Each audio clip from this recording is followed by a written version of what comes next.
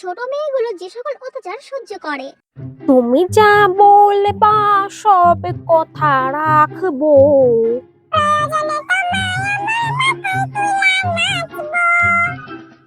নে তুল।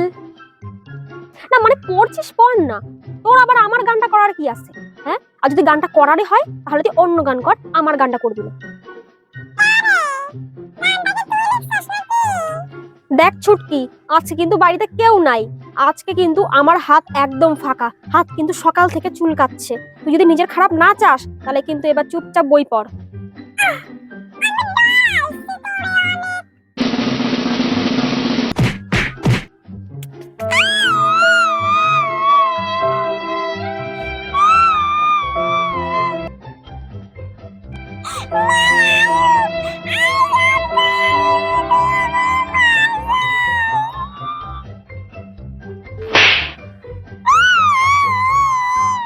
রাহুল, কলেজের অ্যাসাইনমেন্টটা কি জমা দিছিস? একটু ম্যামের কাছে শুনতে পারোস না?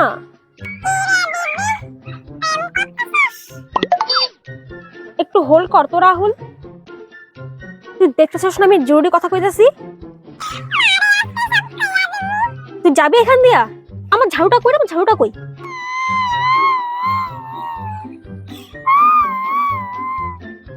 কি তা হইছে বনু, এমনি কান্দাছিস কেন?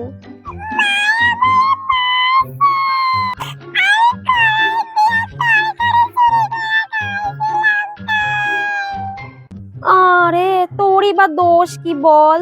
তুই আমার নিজের বোন না হইলেও তোর উপর যথেষ্ট আমার মায়া দয়া আছে।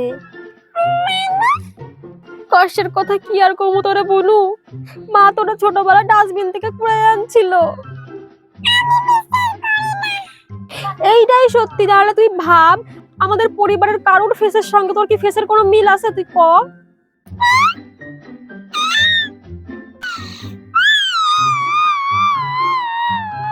আরো জোরে কান বনু, আরো জোরে, মনটা হালকা হইব, আরো জোরে কান।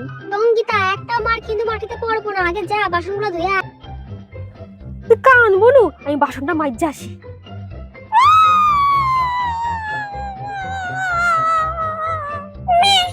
কি তা হইছে? আমার স্কুলে একটা প্রোগ্রাম আছে, আমার তো বাবা কোনো জামাই নাই, একটা জামা দাও না। অঙ্কিতার কাছে অনেক ভালো ভালো জামা আছে, ওর কাছে চাই নে। না দিলে ও ভালোই জানে, ওর পিঠে মুরারি পরবো, তুই যা।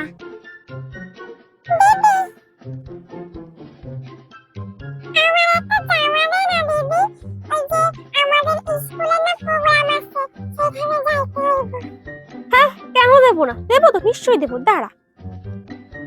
এই নে, তুই আমার এই জামাটা পরে যা। এইটা এই পিছন থেকে একটু ইঁদুরে কাইটটা নিছে, ঠিক আছে? ও কোনো ব্যাপার না, তুই এটা পরে যা, ঠিক আছে? আর মারে কইস একটু সেলাই দিতে, ঠিক আছে?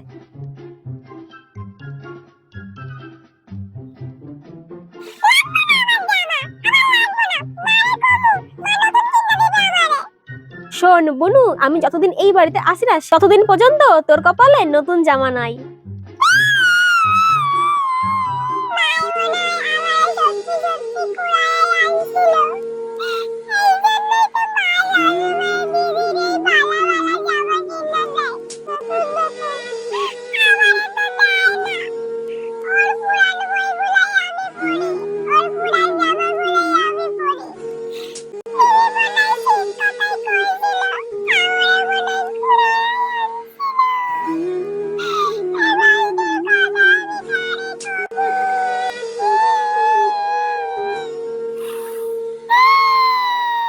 তীরটা তাইলে মানে সঠিক জায়গায় লাগছে।